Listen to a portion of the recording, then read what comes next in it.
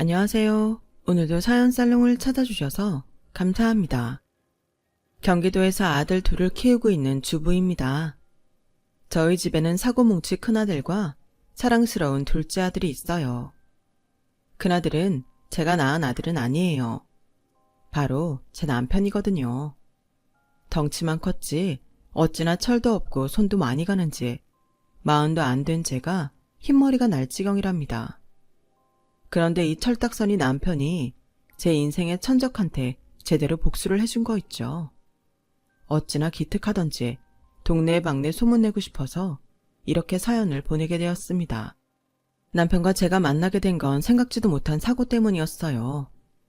당시 우리는 고등학생으로 학교는 달랐지만 같은 학원을 다니고 있었어요. 학원 강의실에서 1년 넘게 같이 수업을 들었지만 학교가 달랐던 탓에 이름과 얼굴 정도 아는 게 다였어요. 말 한 번 섞어본 적이 없을 정도로 서로에 대해 무관심했었죠. 그러던 어느 날이었어요. 평소대로라면 학원에 갈 일이 없는 토요일 오후였지만 그날은 1학기 기말 보충 수업이 있어서 학원으로 향했죠. 정규 수업이 아니다 보니 학원은 한산했어요. 보충 수업이 있는 애들만 나왔거든요. 수업을 마치고 엘리베이터를 탔는데 그게 갑자기 멈춰버린 거예요. 엘리베이터 안에는 저와 남편 단 둘뿐이었죠. 비상벨을 누르고 경비 아저씨한테 엘리베이터가 멈췄다고 얘기했지만 주말이라 수리기사가 늦는다며 1시간쯤 기다려야 한다고 하더군요. 1시간. 생각하기에 따라 길지도 짧지도 않은 시간이지만 저한테는 마음 것보다 더 긴 시간이었어요. 저는 폐소공포증이 있어서 밀폐된 좁은 공간에 오래 있을 수가 없거든요. 속으로 1시간만 참아보자 주문을 외우듯 스스로 설득해 보았지만 5분도 안 돼서 호흡이 빨라지고 온몸에 식은땀이 줄줄 흐르기 시작했어요. 함께 엘리베이터에 갇힌 사람이 침착한 성격의 사람이었다면 좋았겠지만 당시 제 남편은 한시도 가만히 있지 못할 정도로 어수선한 학생이었어요. 아니나 다를까 엘리베이터가 멈추자마자 발로 문을 툭툭 차면서 장난 섞인 목소리로 살려달라고 소리치기 시작했죠. 남편한테 그 순간은 그저 신기한 경험일 뿐이었거든요. 반면에 저는 죽을 것 같은 공포에 휩싸인 인고의 시간이었죠. 이 멍청아 그만 좀 해. 너 때문에 더 무섭단 말이야. 제가 발악하듯 소리를 지르자 그제야 남편은 장난을 멈췄어요. 그리고는 제 상태가 심상치 않은 걸 확인하곤 어쩔 줄 몰라 하더군요. 이재훈, 너 어디 아파? 왜 그렇게 땀을 흘려? 설마 무서워서 그러는 거야? 그런 거라면 걱정하지 마. 곧 수리기사 온다고 했잖아. 남편은 아까와는 사뭇 다르게 차분한 목소리로 저를 달래기 시작했어요. 하지만 그런 남편의 배려에도 불구하고 제 상태는 점점 더 악화되었어요. 급기야 다리에 힘이 풀려서 바닥에 푹 주저앉고 말았죠. 호흡은 점점 더 빨라져서 금방이라도 숨이 넘어갈 것처럼 변했어요. 그러자 남편이 어떻게 그 순간에 그런 기질을 발휘했는지 책가방에서 먹다 남은 과자 봉지를 꺼내더니 내용물을 바닥에 쏟아버리곤 봉지 입구를 제 입에 들이댔어요. 여기다 대고 천천히 숨 쉬어. 들이쉬고 내쉬고. 평소 그리 미덥지 않은 남편이었지만 그 순간엔 이거저거 생각할 겨를이 없었어요. 그래서 남편이 건넨 과자 봉지에 입을 대고 시키는 대로 숨을 쉬었어요. 들이쉬고 내쉬고 들이쉬고 내쉬고. 남편의 목소리를 따라 호흡을 하다 보니 점차 과호흡이 잦아들고 정상적인 호흡으로 돌아왔어요. 잘했어 이재은. 조금만 기다리면 사람 올 테니까 그때까지만 참아보자. 할 수 있지? 고마워. 근데 넌 이런 거 어디서 배웠어? 아, 그거 예전에 미디에서 봤어. 거기선 종이봉투 같은 걸로 하던데 이 대신 잇몸이라고 과자 봉투도 쓸만하네. 그날의 남편은 평소에 장난기 많은 철부지 고등학생이 아니라 세상 누구보다 든든한 남자로 보였어요. 나중에야 안 사실이지만 사실 그때 남편도 겁을 많이 먹은 상태였더라고요. 언제 엘리베이터가 바닥으로 떨어질지 모른다는 공포에 휩싸였지만 제 앞에서 겁먹은 척하기 싫어서 일부러 장난치듯 살려달라는 소리도 질러보고 발로 문짝도 걷어찼던 거였죠. 그러다 제 상태를 보고는 오히려 정신이 확 들더래요. 난 그때 당신이 그러다 죽는 줄 알았어. 생각해봐. 안 그래도 무서운데 당신마저 내 앞에서 죽어버리면 난 시체랑 같이 엘리베이터에 갇혀 있어야 하는 거잖아. 생각만 해도 끔찍하더라고. 그러니 어쩌겠어? 정신 바짝 차려야지. 물론 정신이 든 이유가 시체와 한 공간에 있기 싫어서 그랬다는 게 홀딱 깨지만 말이에요. 아무튼 그날 한 공간에서 위험한 상황에 처했던 우리 두 사람은 그날 이후 이전과는 달리 꽤 친해졌어요. 서로 각자의 이상형과는 거리가 멀었지만 이상하게도 이성적으로 호감이 생기기도 했고요. 이런 걸 두고 흔들다리 효과라고 한다더라고요. 심리적으로 긴장한 상태일 때 함께 있는 이성한테 호감을 느끼게 되는 현상이죠. 아무튼 그 일을 계기로 친해진 우리 두 사람은 그의 여름방학이 시작하던 무렵부터 사귀기 시작했어요. 차분한 성격에 소심하기까지 한 저와 ADHD 증후군이 의심될 정도로 산만하고 철이 없는 남편은 누가 봐도 안 어울리는 커플이었어요. 사실 사귀는 동안에도 성격 차이로 엄청 싸우긴 했지만 냉전은 그리 오래가지 못했어요. 저는 평소 화를 잘 내지는 않지만 한번 화가 나면 뒤끝도 길고 화가 풀리기까지 엄청 오래 걸리는 타입인데 제 남편은 저와는 완전 반대거든요. 화도 잘 내고 화도 금세 풀리는 사람이죠. 그러니 화를 내고 있는 저를 가만히 두고 볼 리가 없었어요. 제가 화가 나 있을 때마다 남편은 제게 애교도 부리고 짓궂은 장난을 쳐가면서 어떻게든 저랑 화해를 하고야 말았어요. 그러니 어쩌겠어요.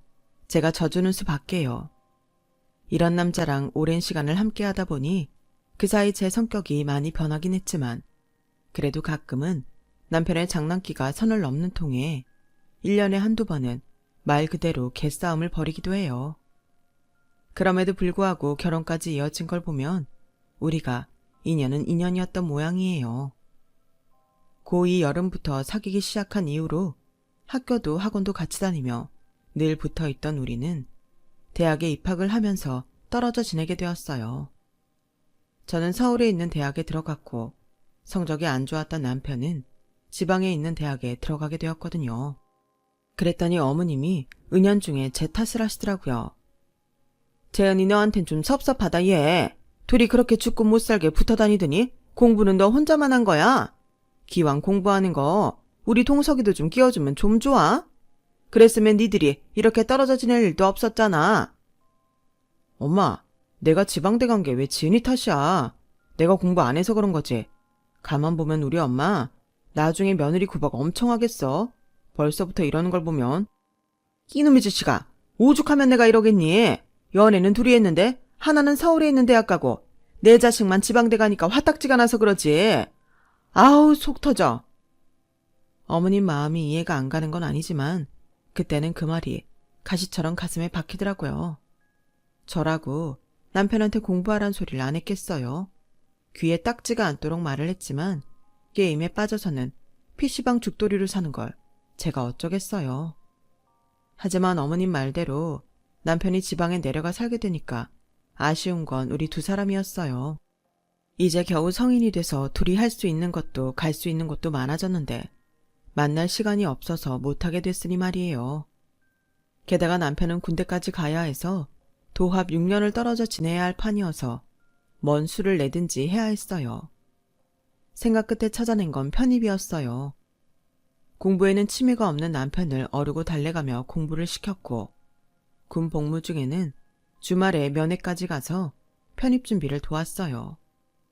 그리고 드디어 남편이 편입에 성공해 인서울 대학에 들어가게 되었어요. 남편의 편입을 도왔다는 이유로 저는 시댁에서 영웅 대접을 받게 되었죠.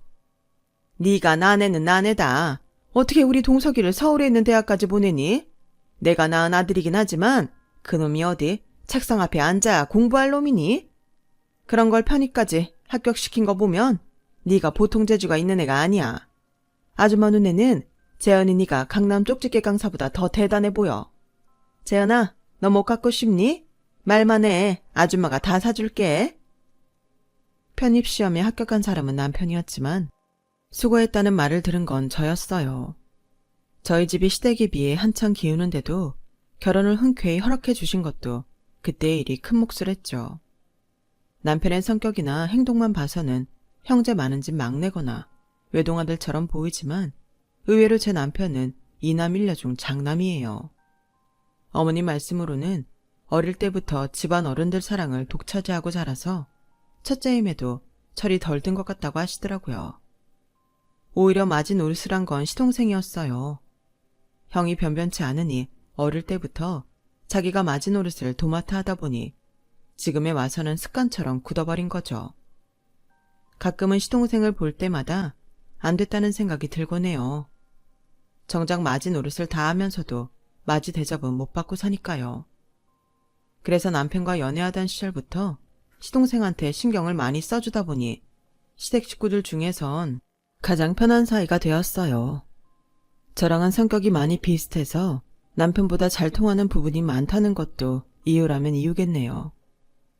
덕분에 결혼 후에도 시동생한테 이런저런 도움을 많이 받았어요. 그래서 지금은 아쉬움이 더 크지만요. 남편보다 먼저 사회생활을 시작하게 된 저는 한동안 소녀 가장 노릇을 해야 했어요. 대학 졸업을 앞두고 아빠가 갑자기 돌아가시면서 많은 것들이 변했거든요. 1년 넘게 투병 생활을 하신 탓에 생활이 많이 어려워졌어요. 전업주부였던 엄마가 일을 시작하기는 했지만 벌이는 시원찮았어요.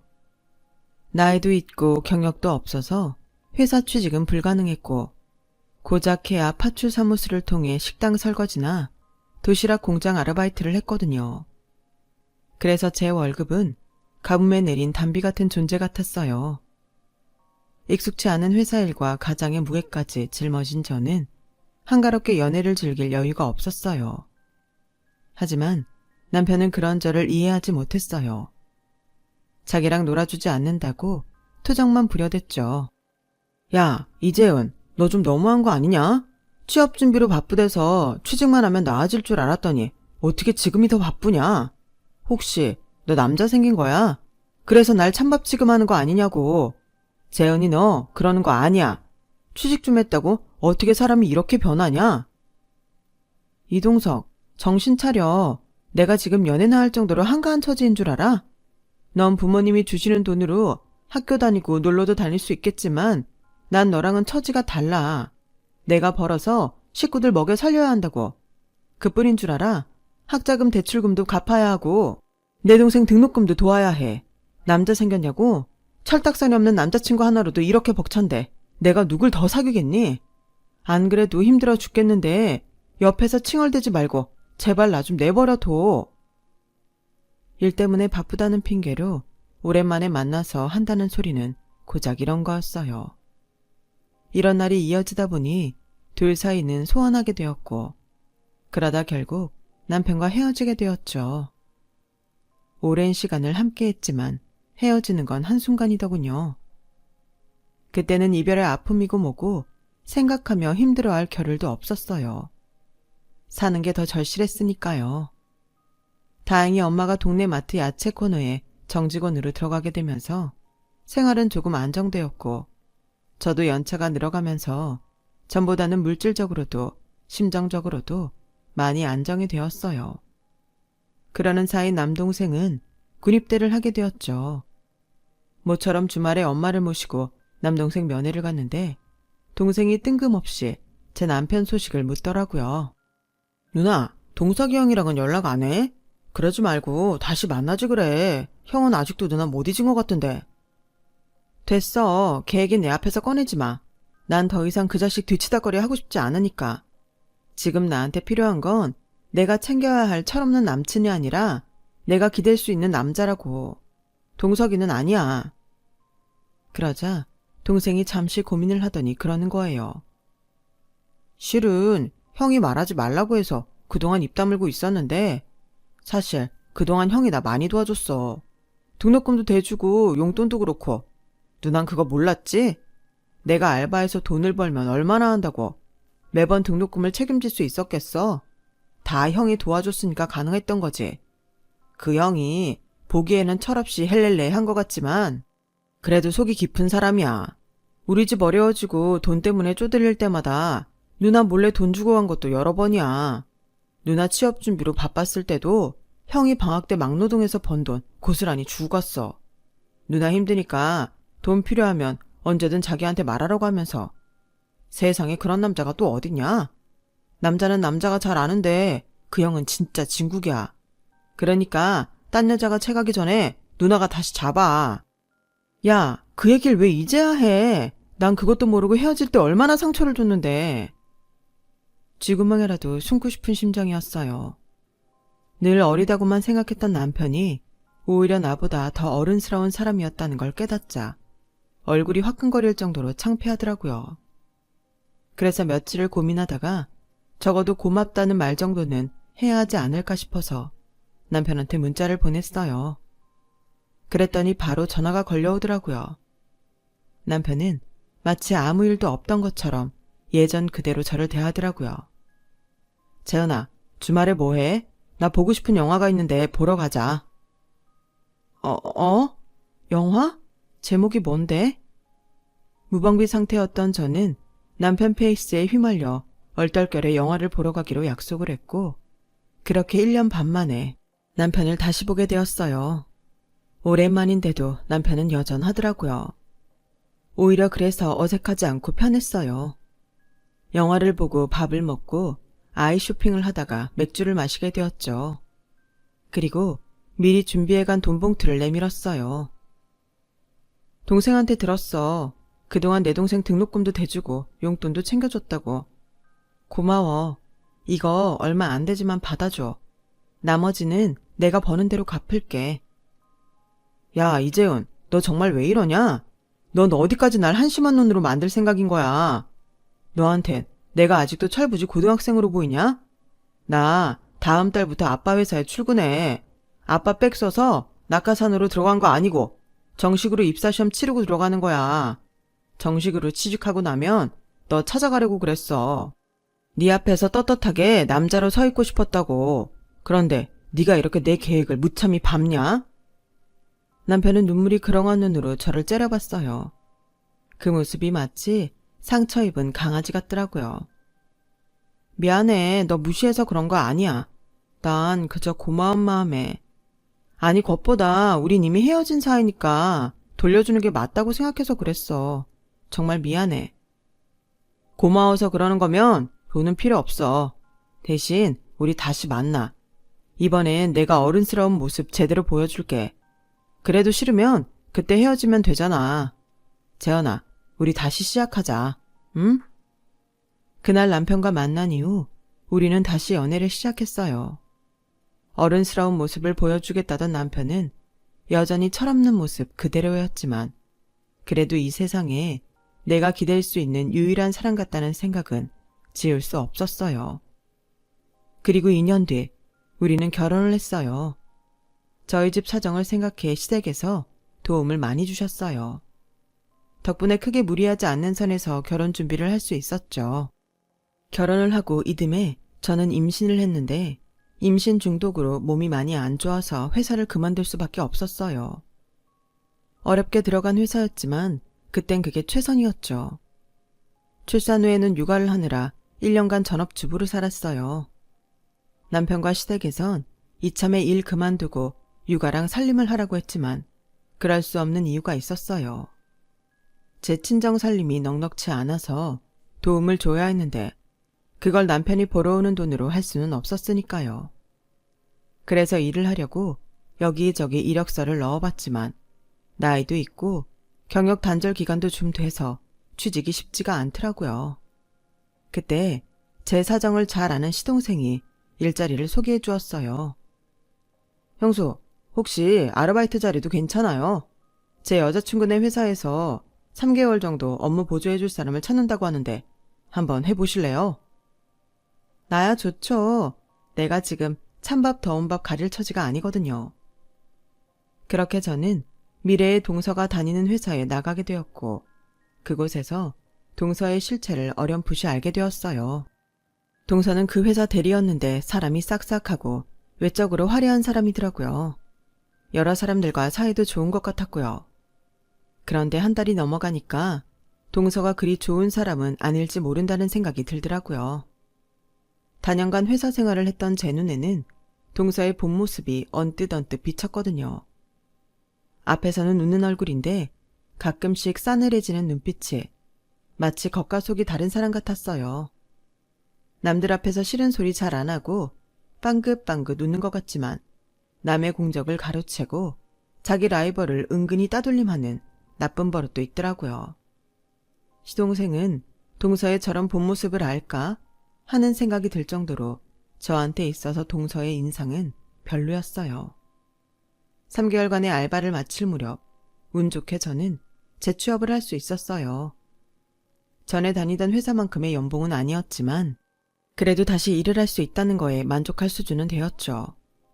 아르바이트를 할 때부터 아이는 시어머님이 봐주고 계셔서 다른 주부들처럼 애 맡길 곳 찾아 전전긍긍하지는 않아도 됐어요. 그렇게 새로운 회사에 적응을 해 나가던 무렵 시동생은 결혼을 하게 되었어요. 동서 회사에서 알바를 마친 뒤 솔직히 동서가 마음에 안 들었던 저는 그 결혼이 탐탁치 않았어요. 하지만 어쩌겠어요. 남녀 사이에 괜히 끼어들었다가 잘못되기라도 하면 제가 모든 책임을 뒤집어 쓰게 되는 걸요. 잘 되면 그건 그거대로 또 문제고요. 어차피 누가 들어오든 서로 적응하는 데는 시간이 걸리니까 차라리 내 할 도리만 잘하며 선을 지키는 게 낫겠다 싶었어요. 그런데 이런 안일한 생각이 제 발등을 찍게 될 줄 누가 알았겠어요. 이미 고등학생 때부터 시댁 식구들과 알고 지낸 저와는 달리 동서는 이제 막 식구들과 알아가기 시작하는 단계였어요. 그래서 어떻게든 잘 보이려고 노력하는 게 보이더라고요. 물론 저한테도요. 그런데 스스로 자기 존재를 알리면 될 걸 굳이 저를 끌어들여 상대적인 존재 부각을 꾀하더라고요. 한마디로 저한테 똥물을 뒤집어 씌운 뒤에 자기가 깨끗하다는 걸 과시하는 거였죠. 그동안 비교되는 며느리가 없었던 탓에 마음 놓고 지내던 저는 이런 동서의 성격 때문에 육체적으로도 정신적으로도 많이 피곤하게 되었어요. 동서는 시부모님께 잘 보이려는 욕심에 톡하면 저와 시댁 식구들 사이를 이간질했어요. 제가 억울함을 호소하면 오히려 저를 이기적이고 속 좁은 사람으로 몰아갔죠. 이런 식으로요. 언제까지고 시어머니한테 저희 애를 맡길 수가 없어서 애가 새돌이 되던 해 집 근처 어린이집에 아이를 등록시켰어요. 그동안 매달 어머님께 따로 용돈을 드리기도 했지만 그래도 감사의 뜻으로 제대로 된 선물을 해드리고 싶어서 아버님과 함께 가시라고 동남아 패키지 여행을 신청해드렸죠. 그랬더니 동서가 시댁 식구들 앞에서 대뜸 이러는 거예요. 어머 형님, 요즘 누가 동남아 여행을 가요? 동남아 패키지 상품은 싸구려라는 인식이 있어서 요즘은 이런 거 선물 안 하는데? 유럽 패키지라면 모를까? 물론 형님이 몰라서 그런 거지 싸서 산 거는 아니겠지만요. 그쵸 어머님? 시작도 하기 전에 초를 친 탓에 기껏 들떠있던 시어머니 표정이 떨떠름해졌어요. 그 바람에 저는 수습을 하려고 일단 나섰어요. 이거 일반 패키지 아니고 5성급 리조트 패키지라서 괜찮은 상품이에요. 가보시면 좋아하실 거예요. 제 친구 부모님도 이 상품으로 환갑 기념여행 가셨는데 좋았다고 하시더라고요. 어머 형님, 그분들 수준이랑 우리 어머님 수준이 어디 같나요? 형님은 어머님 수준을 너무 아래로 보신다. 나라면 우리 애 봐주신 어머님한테 선물을 한다면 적어도 스위스 여행 정도는 보내드릴 텐데 요즘 스위스 여행이 대세잖아요. 어머님도 스위스 좋아하시죠? 현빈이랑 손예진처럼 거기서 아버님이랑 여행하시면 좋을 텐데. 정말 바늘이라도 있으면 저 입을 꿰매버리고 싶었어요. 그런데 동서보다 더하면 더했지 절대 덜하지 않은 복병이 제 옆에 있다는 사실을 제가 깜빡했더라고요. 바로 제 남편이었죠. 에이, 우리 엄마랑 아빠는 영어 못해서 거기는 안 돼. 동남아 정도가 딱이지. 스위스는 무슨. 이놈의 인간은 하필 그 순간에 쓸데없이 주둥이질을 해서는 어머님 화만 더 돋우지 뭐예요. 결국 시어머님은 화가 잔뜩 나셔서 영어도 못하는 주제에 해외여행은 무슨 해외여행이냐며 안 가시겠다고 하셔서 패키지 여행 상품권은 환불 처리하게 되었어요. 집에 돌아온 저는 남편한테 화를 냈죠. 야, 너 때문에 이게 뭐냐? 기껏 준비한 선물인데 어머님 화만 나게 만들었잖아. 남편이라는 게 도움은 못 줄 망정 이렇게 초를 치냐? 아, 됐어. 이렇게 된 거 그거 환불하고 울릉도 여행 패키지나 예약해. 요즘 날씨가 좋아서 독도도 갈 수 있겠더라. 넌 지금 이 판국에 울릉도 여행 가자는 소리가 나오냐? 왜 이렇게 철이 없어? 네가 남편의 깊은 뜻을 어떻게 알겠냐? 누가 우리 여행 가재? 올해가 우리 엄마랑 아빠 결혼 30주년 되는 해잖아. 리마인드 웨딩은 아니더라도 리마인드 허니문은 보내드려야지. 우리 부모님 울릉도로 신혼여행 가셨었거든. 그땐 아빠가 사업을 시작하기 전이라서 돈이 없었대. 그래서 친척이 사는 울릉도로 신혼여행을 갔었다더라. 지금은 거기에 럭셔리 리조트도 들어섰다니까 이참에 거기 보내드리면 좋아하실 거야. 남편의 좋은 대로 며칠 뒤 울릉도 여행 상품권을 어머니께 드렸어요. 휴대폰으로 남편이 말한 리조트도 보여드렸더니 엄청 좋아하시더라고요. 이렇게 남편 덕분에 여행 문제가 일단락되자 그제야 뒤늦게 화가 치밀더라고요. 여우 같은 동서 때문에요. 이걸 가만히 뒀다간 사사건건 이번처럼 나올 텐데 초장에 잡아놔야 되나 고민이 되었죠. 하지만 이런 제 생각은 애초에 잘못된 거였어요. 저는 동서 상대가 안 됐으니까요. 애초에 잔머리도 못 굴리고 빈말도 잘 못하고 사람 비위 맞추는 재주도 없는 제가 무슨 수로 동서를 이기겠어요. 매번 시도를 했다가 동서한테 깨지기 일쑤였죠. 그렇게 동서 손바닥 안에서 놀아나던 제게 복수의 기회가 찾아온 거예요. 시아버님 환갑을 보름 앞둔 상황이었죠. 동서가 시집 온 후 처음 있는 집안 행사라 동서랑 상의해서 일을 진행하려고 전화를 했어요. 동서, 다음 달 중순이 아버님 환갑인 건 알고 있지? 두 집이 반반 내서 준비하면 어떨까 생각하는데 동서는 어때? 뭐 그러세요. 장소를 몇 군데 찾아봤는데 링크 보낼 테니까 한번 보고 어디가 좋을지 말해줘. 형님, 그건 너무 식상하지 않아요? 그리고 기왕 환갑잔치 해드리는 거 정성이 들어가면 좋잖아요. 업체 이용하는 건 너무 성의 없어 보이지 않나? 저야 시집 온 지 얼마 안 돼서 상관없지만 형님은 그동안 시댁에 신세진 것도 많잖아요. 이럴 때 점수 좀 따야 하지 않겠어요? 어머님이 말씀은 안 하시지만 형님한테 서운한 것도 많아 보이시던데? 그래? 그럼 동서는 어떻게 하면 좋을 것 같은데?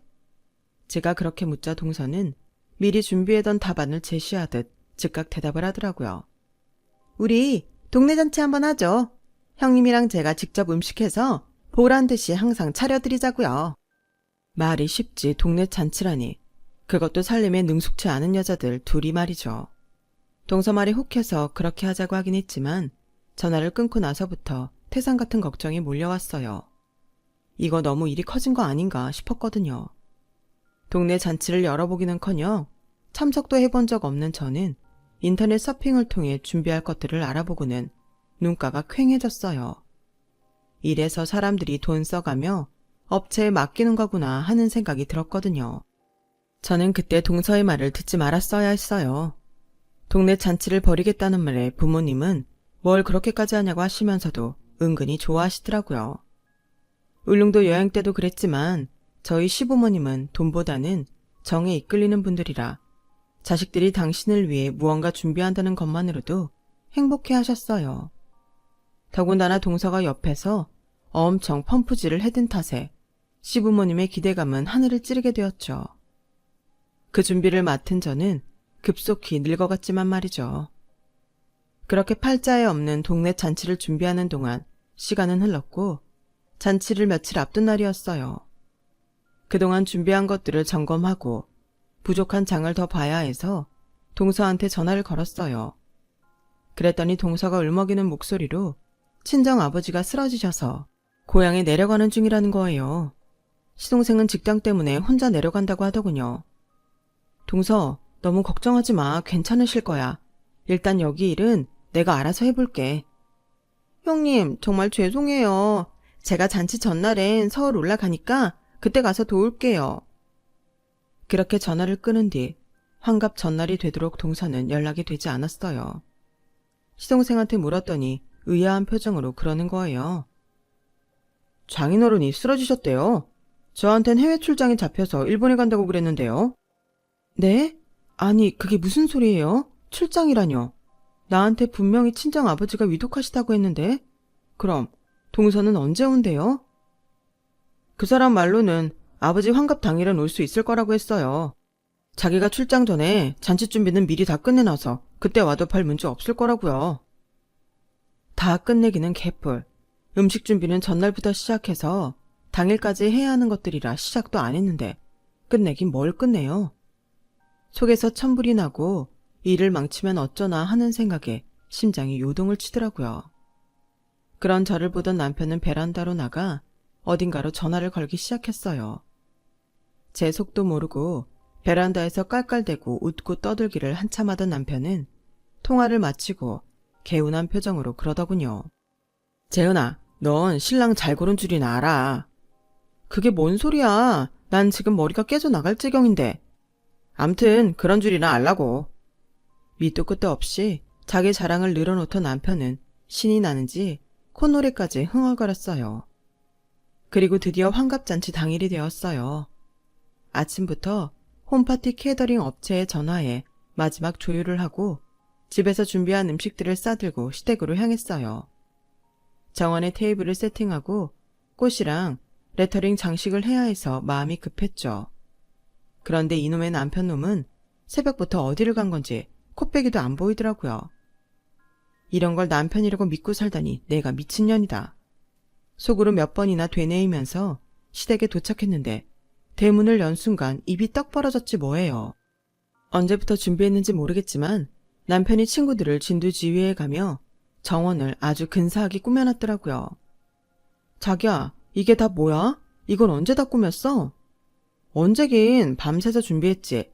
참, 자기가 주문해둔 답례 선물에 스티커도 다 붙여놨으니까 걱정하지 마. 당신은 캐터링 업체에 오면 음식 세팅만 해줘. 평소 믿음은커녕 사고나 치지 않으면 다행이라고 노래했던 남편은 일당백 노릇을 하며 잔치 준비를 완벽하게 끝내주었어요. 친구들을 불러 전날 밤부터 정원을 꾸미고 스티커를 붙이고 동네 분들한테 손수 준비한 잔치 전단까지 뿌렸더라고요. 덕분에 아버님의 환갑잔치는 그 어떤 잔치보다 완벽하게 진행이 되었어요. 모두가 만족하는 순간이었죠. 딱 한 사람만 제외하고 말이죠. 잔치 준비가 다 끝나고 뒤늦게 캐리어를 끌고 나타난 동서는 출장 때문에 늦었다며 온갖 피곤한 척을 다 했어요. 어머님, 아버님 죄송해요. 출장 때문에 늦었어요. 그래도 출장 가기 전에 제가 엄청 준비해놔서 잔치하는 데는 지장은 없을 거예요. 저 출장 가기 전까지 그거 준비하느라 얼마나 고생했나 몰라요. 일일이 업체에 전화해서 지시하고 진행 상황 메일로 받고 말도 못하게 바빴어요. 덕분에 준비는 제대로 된 것 같네요. 동서는 말은 그렇게 하면서도 트집 잡을 구석이 없나 준비한 잔치 음식과 진행 상황을 살피더라고요. 아니나 다를까 구석에 놓인 개떡을 보고는 대뜸 이러더라고요. 어머 형님, 이건 뭐예요? 요즘 누가 이런 걸 먹는다고 잔치상에 개떡을 놔요? 게다가 개떡 꼬라지가 이게 뭐야? 어디서 만들다 만 걸 가져온 것처럼. 어머님, 이건 빼죠. 창피하게 이런 걸 어떻게 손님들 앞에 내놔요. 동서는 호기롭게 개떡을 담은 트레이를 집어들었어요. 그러자 시어머님 얼굴이 울그락불그락해졌고 이를 본 아버님은 동서 손에서 트레이를 뺏어선 다시 제자리에 두셨어요. 다른 건 몰라도 이건 건들지 마라. 내가 좋아한다고 네 시어머니가 직접 쑥까지 뜯어다 손에 물이 들도록 다듬고 씻어가며 손수 만든 음식이다. 네 눈에는 하찮게 보일지는 몰라도 여기에 들어간 정성은 돈으로도 못 사는 거야. 업체에 전화통화 몇 번 했다고 일 다 한 것처럼 생색내는 너는 잘 모르겠지만 말이다. 근데 둘째 아가 네 말로는 사람을 속일 수 있을지 모르겠지만 눈으로는 못 속일 모양이다. 어떻게 일본으로 출장 간 애가 캐리어엔 방콕 수화물 딱지를 붙이고 있냐? 왜? 시애비가 영어 못한다고 읽는 것도 못할 줄 알았니? 나이가 들면 말이다. 눈은 침침해져도 사람 보는 눈이 더 또렷해지는 법이다. 그간 네가 식구들 앞에서 그네를 은근히 망신 주려고 했던 거 우리가 모를 거라고 생각하니? 시간이 지나면 잘못을 깨닫고 변하겠지 싶어 뒀는데 이젠 안 되겠구나. 앞으로 한 번만 더 그네한테 함부로 굴면 그때 네 친정으로 돌려보낼 테니 그렇게 알아라. 그리고 그네야, 이번에 잔치 준비하느라 고생 많았다. 못난 내 아들놈 데리고 살아주는 것도 고마운데 시집 와서 이날 이때까지 시부모 챙기고 시동생의 시누이까지 챙기느라 고생 많았지? 내 그 보답으로 너한텐 선물을 해주마. 아버님이 제게 주신 선물은 다름 아닌 땅이었어요. 앞으로 가격이 많이 오를 거라시며 절대 팔지 말고 10년은 묵혀두라고 하시더군요. 그날 아버님의 환갑잔치는 무사히 잘 치를 수 있었고 그날을 기점으로 동서는 제 앞에서 꼬리를 내리게 되었어요. 출장을 간다고 해놓고 친구들과 태국으로 여행을 간 사실까지 밝혀지면서 집안에서 동서의 입지는 손바닥보다 좁아졌거든요.